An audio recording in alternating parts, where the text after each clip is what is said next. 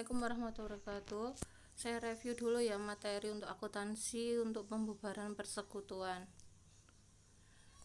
Pembubaran firma atau persekutuan dapat diakibatkan oleh adanya kebangkrutan dalam usaha atau likuidasi. Menurut BIMS tahun 98, likuidasi merupakan satu proses yang meliputi merubah aktiva non-kas menjadi kas, mengakui laba atau rugi dari proses perubahan aktiva non-kas menjadi kas, melunasi kewajiban firma, dan akhirnya membagi semua kas yang dimiliki firma kepada masing-masing anggota sesuai dengan saldo modalnya. Menurut The Uniform of Partnership Undang-Undang Persekutuan Pasal 31, terdapat beberapa faktor yang menyebabkan suatu firma dibubarkan yang pada intinya dapat diklasifikasikan sebagai berikut. Yang pertama, sistem perekonomian masyarakat atau negara yang tidak lagi mendukung adanya kegiatan usaha. Yang keduanya, adanya faktor-faktor yang di luar kendali. Ketiga, adanya faktor-faktor internal dalam firma. Adapun tahapan dalam akuntansi pembubaran firma adalah tahap realisasi, yang kedua tahap likuiditas. Kedua tahap tersebut merupakan urutan dalam pembubaran firma. Untuk tahap kedua dapat menggunakan dua metode, yaitu likuidasi dilakukan secara serentak dan likuidasi dilakukan secara bertahap. Akuntansi pembubaran firma dengan metode likuidasi dilakukan secara serentak. Terdapat beberapa tata aturan dalam likuidasi ini, yaitu pada saat realisasi non-kas menjadi kas, apabila terjadi perbedaan antara nilai buku aktiva non-kas dengan realisasi atau harga jual yang bisa mengakibatkan laba atau rugi realisasi, maka laba rugi realisasi tersebut dapat dibagikan kepada para anggota sesuai dengan perbandingan laba rugi firma. Setelah realisasi aktiva non-kas menjadi kas dan semua uang tunai sudah terkumpul, maka urutan-urutan pembagian kas diatur sebagai berikut. Yang pertama, menyelesaikan hutang-hutang firma kepada pihak luar. Yang kedua, hutang-hutang firma kepada anggota firma. Yang ketiga, melakukan pengembalian modal kepada para anggota. Jadi hutang kepada pihak luar harus dilunasi dulu, habis itu hutang kepada anggota firma, baru pengembalian modal.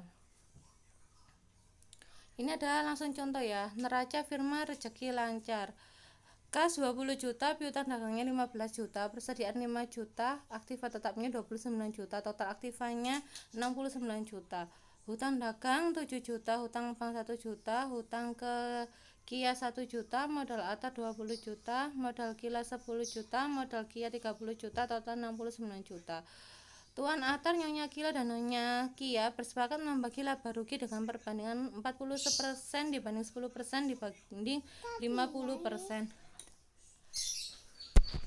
Karena adanya ketidakcocokan, mereka bersepakat untuk melikuidasi firmanya pada tanggal 1 Januari 2020. Aktiva non-kas direalisasikan dengan rincian sebagai berikut. Persediaan berhasil dijual dengan harga 7 juta. Kalian lihat neracanya ya. Neracanya untuk persediaan kan 5 juta, tetapi mampu dijual dengan harga 7 juta. Aktiva tetapnya berhasil dijual dengan harga 20 juta. Piutang dapat ditagih sebesar 10 juta. Berdasarkan ilustrasi tersebut dapat dibuat jurnal sesuai dengan urutan likuidasi firma yang meliputi jurnal realisasi dan jurnal likuidasi sebagai berikut. Realisasi persediaan. Realisasi persediaan 7 juta dikurangi 5 juta. Tadi kan persediaannya mampu dijual dengan harga 7 juta, berarti realisasinya adalah 7 juta, tapi nilai bukunya kan 5 juta.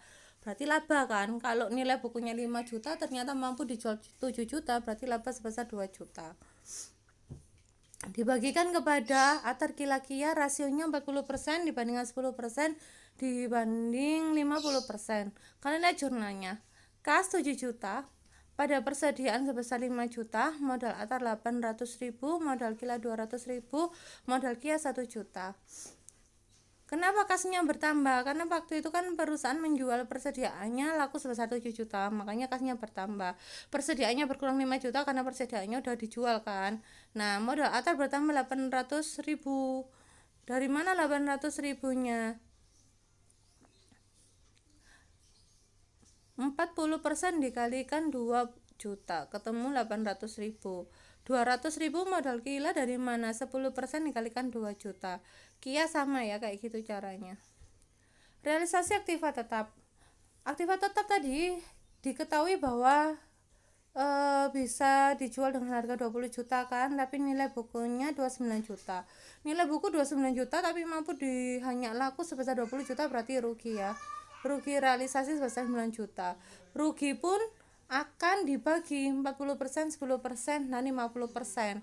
Jadi jurnal realisasinya kas 20 juta, modal atar berkurang sebesar 3.600.000, dari mana 3.600.000 dari 9 juta dikalikan 40%. Modal kila 900.000 dari 9 juta dikalikan 10%. Modal kia 4,5 juta. Pada aktiva tetap 29 juta. Kenapa aktiva tetapnya dikredit? Karena aktiva tetapnya kan dijual. Nah, realisasi dijual kan berarti berkurang. Aktivanya berarti dikredit sebesar 29 juta. Realisasi piutang dagang. Piutang dagangnya tadi ternyata diketahui 10 juta, dari mana ini ya? Piutang dagang dapat ditagih sebesar 10 juta. Nilai buku piutangnya 15 juta, jadi ada rugi sebesar 5 juta. Kas yang diterima perusahaan 10 juta, modal atar berkurang sebesar 2 juta, dari 40% dikalikan 5 juta. Modal kila 500.000 dari 5 juta kali 10%. Modal kia 2,5 dari 5 juta dikalikan 50% pada piutang sebesar 15 juta.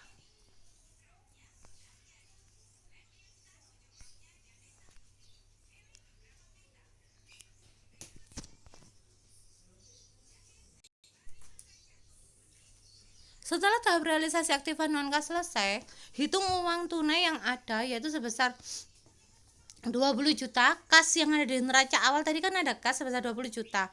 37 juta. 37 juta dari mana? Dari tadi lo yang piutang yang ditagih, penjualan aktiva, terus habis gitu dari penjualan persediaan 7 juta. Totalnya 37 juta. Nah, tadi sampai mana ya? Ini tadi habis kepotong. Oke, saya lanjut ya. Setelah tahap realisasi aktiva non kas, hitung uang tunai yang ada yaitu sebesar 20 juta. Kas yang ada di neraca ditambah 37 juta. 37 juta itu dari yang realisasi non kas yang tadi loh, yang pas penjualan persediaan 7 juta, penjualan aktiva tetap 20 juta, penagihan piutang. Nah, totalnya 37 juta. Jadi total kasnya adalah 57 juta. Dari 20 juta ditambah 37 juta. Jadi uang kas yang ada adalah 57 juta. Dikurangi pelunasan hutang sebesar 8 juta. Jadi sisa kasnya 49 juta. Jurnalnya ketika membayar hutang dagang 7 juta, hutang bank 1 juta, pada kas 8 juta. Kas yang ada 49 juta dikurangi pelunasan hutang ke Kia 1 juta. Jadi sisa kasnya 48 juta. Seperti dalam teori yang saya sampaikan ya, pembagian modal kepada anggota akan dibagikan setelah hutang kepada pihak eksternal dilunasi, habis itu bayar hutang pada pihak internal, baru ada pembagian modal. Nah, ketika pembayaran hutang ke Kia, jurnalnya hutang ke Kia pada kas sebesar 1 juta. Kemudian ketika pembagian modal, jurnalnya adalah modal atar 15.200.000, modal kila 8.800.000, modal Kia 24 juta, pada kas 48 juta. Ini dari mana angka-angka ini? Nah, dari sini ya, dari buku besar ini. Saldo per 31 Desember 2019 20 juta. Ini kalian lihatnya di neraca awal yang soal pertama tadi. Ada realisasi persediaan 800.000. Lihatnya dari mana? Dari yang ini ya. Modal atar 800.000 kan bertambah pada realisasi persediaan. Realisasi aktiva tetap, modal atar berkurang 3.600.000. Realisasi piutang dagang berkurang sebesar 2 juta. Nah, dimasukkan ke dalam buku besar. Caranya kayak gitu ya. Realisasi persediaan 800.000 dikredit, realisasi aktiva tetap 3.600.000, piutang dagang 2 juta. Sehingga saldo akhirnya atar adalah 15.200.000. Kila sama kayak gitu ya. Jadi saldo akhir 10 juta, lihat di soal yang pertama kali neraca awal tadi, ditambah realisasi persediaan 200.000, realisasi aktiva tetap 900.000 di debit, piutang dagang 500.000, sehingga saldo akhirnya adalah 8.800.000. Modal Kia sama, caranya seperti itu. Modal Kia saldo akhirnya adalah 24 juta. Nah, kalian lihat di sini modal ATA 15.100.000 di debit, Kia 8.800.000, Kia 24 juta, pada kas 48 juta. Laporan likuidasi. Saldo kas ini, saldo ini adalah neraca awal yang di soal awal tadi ya. Yang ini loh ya, ntar saya bukakan biar kalian paham. Yang ini ya, neraca awal yang saya maksud itu yang ini. Dah, balik lagi ke sini. Kas 20 juta, piutang 15 juta, persediaan 5 juta, aktiva tetap 29 juta, hutang dagang 7 juta, hutang bank 1 juta, hutang Kia 1 juta, modal ATA 20, modal Kia 10, modal Kia 30. Realisasi persediaan, tadi kan kasnya bertambah kan sebesar 7 juta, persediaannya berkurang 5 juta, kan dibagikan kepada ATA 800, pada Kilas 200, modal Kia 1 juta. Ngelihatnya dari yang ini, oke? Dah, lanjut. Setelah itu, totalnya kalian total dulu. Kita lihat yang kolom kas, 20 juta ditambah 7 juta, 27 juta. Piutangnya tetap 15 juta karena belum ada mutasi apa-apa. Persediaannya jadi 0, aktiva tetap 29 juta, hutang dagang 7 juta, hutang bank 1 juta, hutang Kia 1 juta, modal ATA 20 juta ditambah 800.000, 800.000, modal Kilas 10.000 ditambah 200, 10 juta ini maksud saya, ditambah 200, 10.200.000, ini dalam ribuan ya. Modal Kia 30.000 ditambah 1.000, 31.000. Nah, untuk realisasi aktiva tetap tadi kan laku 20 juta sehingga kasnya bertambah 20 juta. Aktiva tetapnya 29 juta, berkurang sebesar 29 juta.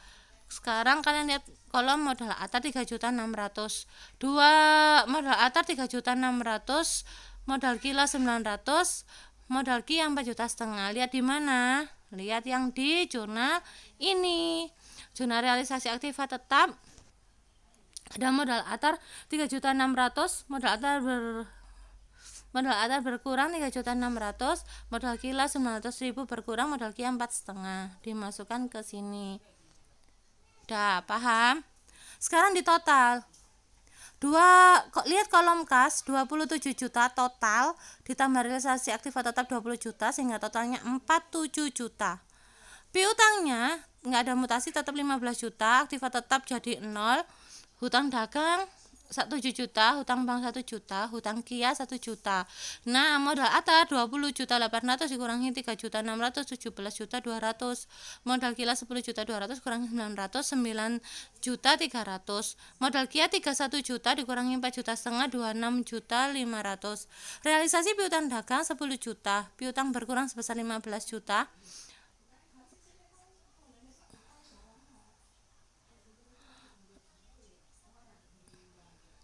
Selisihnya sebesar 5 juta.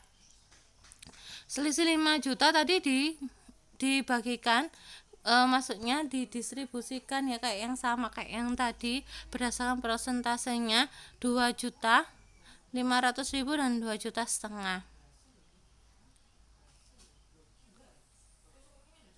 Selisihnya kan tadi kan piutang itu kan di buku kan 15 juta. Nah, ternyata yang tertagih hanya 10 juta, makanya kasnya di debit 10 juta. Jadi ada kerugian ya sebesar 5 juta. 5 jutanya dibagikan kepada ATA 2 juta, Kila 500.000, Kia 2,5. Dari mana 2 juta? Dari 5 juta dikalikan sebesar 40%. Kalau Kila 10%, kalau Kia 50%. Sehingga totalnya, lihat kolom kas, totalnya 47 juta ditambah 10 juta, 57 juta. Kolom piutangnya kosong, dari 15 juta dikurangi 15 juta. Hutang dagangnya 7 juta, hutang bank 1 juta, hutang Kia 1 juta. Modal ATAR 15.200 dari 17.200 kurangi 2 juta. Modal Kila 9,3 dikurangi 500, 8,8. Modal Kia 26.500 dikurangi 2,5, sehingga jadi 24 juta. Pelunasan hutang dagang. Hutang dagang kan sebesar 7 juta. Kalian lihat di kolom hutang dagang dilunasi maka hutangnya berkurang sebesar 7 juta, makanya di kurung buka kurung tutup, kasnya berkurang sebesar 7 juta untuk bayar hutang.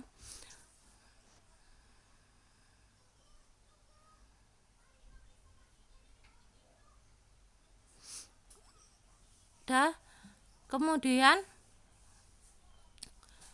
kalian lihat totalnya 57 juta dikurangi 7 juta untuk kolom kas sebesar 50 juta. Hutang dagang jadi 0, hutang bank 1 juta, hutang Kia 1 juta, modal ATAR tetap 15 juta 200, modal Kila tetap 88, modal Kia 24 juta. Ini lanjutannya yang tadi ya. Ini lanjutannya.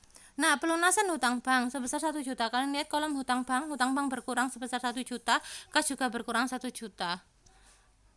Dan langsung totalnya 50 juta dikurangi 1 juta 49 juta. Hutang banknya jadi 0, hutang Kia masih ada 1 juta, modal ATAR tetap 15 juta 200, modal Kila tetap 8,8, modal Kia 24 juta. Pelunasan hutang Kia, kas berkurang 1 juta karena untuk bayar hutang. Kalian lihat hutang Kia berkurang 1 juta. Nah, totalnya total kolom kas ya. Yang kas jadi 49 juta dikurangi 1 juta jadi 48 juta. Hutang Kia jadi kosong, modal ATAR 15 juta 200, modal Kila 88, modal Kia 24 juta. Pengembalian modal ke anggota, tadi kasnya sisa 48 juta itu dibagikan kepada anggota, yaitu pada ATAR 15 200, pada Kila 8,8, modal Kia 24 juta.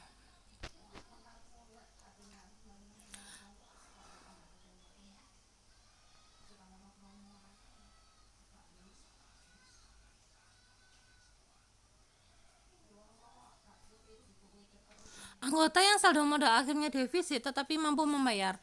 Tahap realisasi aktiva non-kas menjadi kas. Apabila terjadi kerugian dalam realisasinya, maka timbul kemungkinan adanya salah satu beberapa anggota yang modal akhirnya bersaldo debit atau defisit. Contoh seperti contoh di atas, tetapi nilai realisasinya adalah persediaan berhasil dijual dengan harga 2 juta, aktiva tetap berhasil dijual dengan harga 5 juta, piutang dapat ditagih sebesar 5 juta.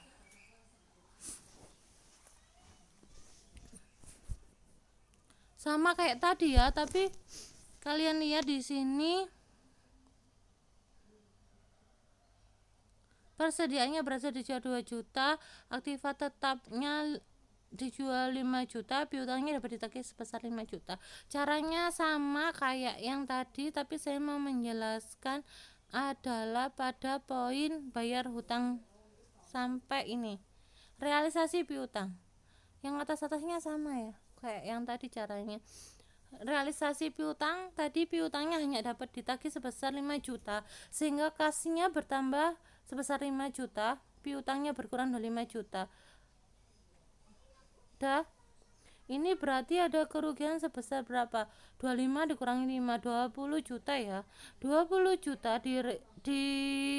dibagikan ya kerugiannya kepada anggota sesuai dengan proporsi pembagian laba. 40% dari 20 juta 8 juta untuk ATAR, Kilanya 2 juta dari 10% dikalikan 20 juta, modal Kia 50% kali 20 juta sehingga ketemu 10 juta. Nah, kalian lihat totalnya. Total kas 17 kurangi 17 ditambah 5 22 juta. Piutangnya kos 0 karena 25 juta dikurangi 25 0. Untuk hutang dagang dan lain-lain tetap ya saldonya 7 juta, hutang banknya 10 juta, hutang Kia 1 juta. Nah, untuk yang selisih 20 juta 20 juta tadi setelah didistribusikan, kalian lihat dampaknya pada total modal ATAR 1.200.000 dikurangi 8 juta sehingga minus 6.800.000. Modal Kila 6.300.000 dikurangi 2 juta 4.300.000. Modal Kia 16.500.000 dikurangi 10 juta 6,5. Untuk bayar hutang dagang, sebesar 7 juta. Kalian lihat untuk kolom hutang dagang berkurang sebesar 7 juta.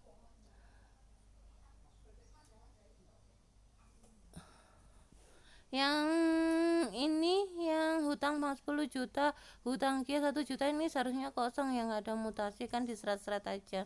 totalnya 22 juta dikurangi 7 juta untuk kas sebesar 15 juta, hutang dagangnya jadi 0, hutang banknya 10 juta, hutang Kia 1 juta, modal Atar berkurang minus 6.800.000, modal Kila 4,3, modal Kia 6,5.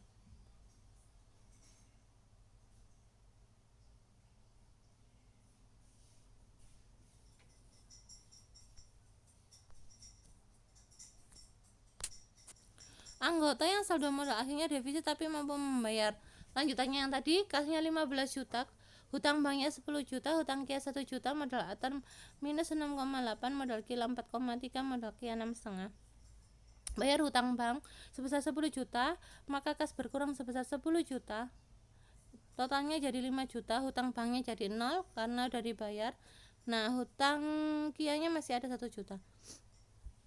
Modal Atarnya 6,8 minus modal Kila 4,3, modal Kia 6,5. Kalian lihat total kasnya 4 juta. Modal Atar berkurang 6,8, modal Kila 4,3, modal Kia 6,5. Sehingga kalau minus kayak gini berarti adalah si pemilik modal minus harus menyetor sejumlah uangnya kepada perusahaan. Jadi ini Atar menyetor uang 6,8 juta kepada perusahaan sehingga kas perusahaan bertambah 6,8 juta. Nah, kemudian totalnya 4 juta ditambah 6,8 juta untuk kas jadi 10.800.000, modal Atar jadi 0 karena yang minus tadi, terus Atar setor uang 6,8 jadi minus. Modal Kila 4,3, modal Kia 6,5. Pembagian kepada Kila dan Kia 10.800.000, Kilanya 4,3, modal Kia 6,5.